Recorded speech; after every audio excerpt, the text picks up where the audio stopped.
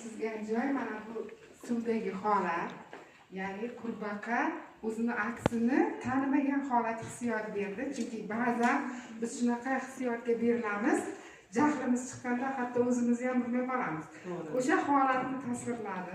Endi yoshga nisbatan va o'sha holatda inson har qanday vaziyatda o'zini tuta olish kerakligini va o'zini aks ko'zgu orqali ham har zamon qarab turish kerakligini his qildim. Rahmat.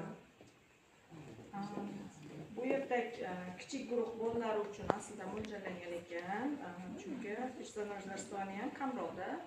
Onasi bor, keyin qurbaqani o'zi, suvdagi aksini ham bitta personaj deb qabul qilsak bo'ladi. Bunda eshitdim, yuqoridagilar aytishdi, ustozlar, men nima emotsiya oldim, psixologik. Har qanday holatda u qurbaqani misol keltirib bu yerda hozir aytishyapti, inson bola bo'ladimi yoki katta bo'ladimi, umidsizlikka tushmasligi kerak. Har qanday holatda umidsizlikka tushmasligi kerak. Endi buni falsafiy tomonlari ham bor. Har qanday holatda o'zini tuta olishi kerak.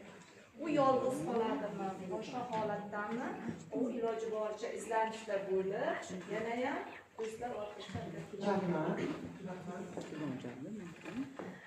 bu kichkinagina hikoyachamizni juda ham yoqdi menga. Bu hikoyamizda men origami usulida qurbaqachalarni yasadim, chunki o'zi juda ham yaxshi ko'raman.